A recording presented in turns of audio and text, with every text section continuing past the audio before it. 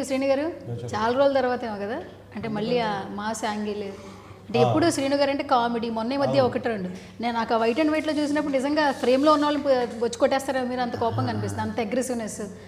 అంత కోపం ఎందుకండి నోయల్ గారి మీదనా నోయల్ గారి మీద సినిమాలో కోపం ఉంటుంది బయట లేదండి అదే అబ్బా అబ్బా అసలు ఇక్కడ జోక్ అసలు సార్ సెట్లో కూడా ఇంతేనా సార్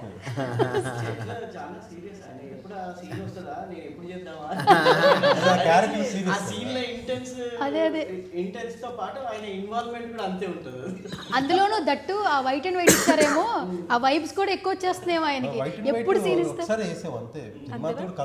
కలర్ఫుల్ ఉంటుందా నేను చూసిన టీజర్ లో మాత్రం మీరు వైట్ అండ్ వైట్ లో వచ్చేసి చూసుకుందాం అన్నట్టు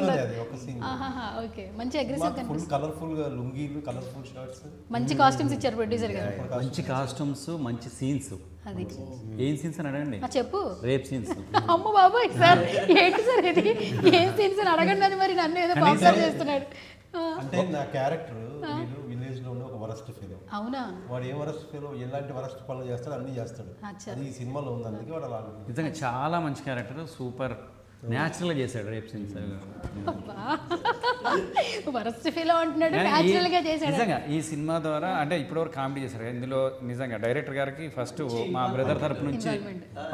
నుంచి థ్యాంక్స్ చెప్తున్నాను చాలా మంచి క్యారెక్టరు అంటే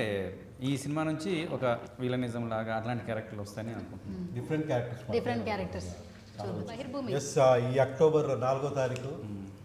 బహిర్భూమి ఈ సినిమా మీ ముందుకు వస్తుంది మీ అందరు ఈ సినిమా చూసి ఎంజాయ్ చేయండి అలాగే మా టీం అందరిని బ్లెస్ చేయండి ఆల్ ది వెరీ బెస్ట్ అందరికీ ఓన్లీ థియేటర్లోనే చూడండి ఫోన్లలో చూసి ఓటీటీలో వస్తుంది ప్లీజ్ దయచేసి ఎందుకంటే ఆయన పైసా తీసుకొచ్చి కష్టపెట్టి పెట్టిండు ఫోన్లో వస్తుంది భయ్య ఆ ముక్కలు ఇక్కడ దొరికినాయి ఈ ముక్కలు ఇక్కడ దయచేసి అది చూడకుండా థియేటర్కి వెళ్ళి 4వ తారీఖు చూడండి ప్లీజ్.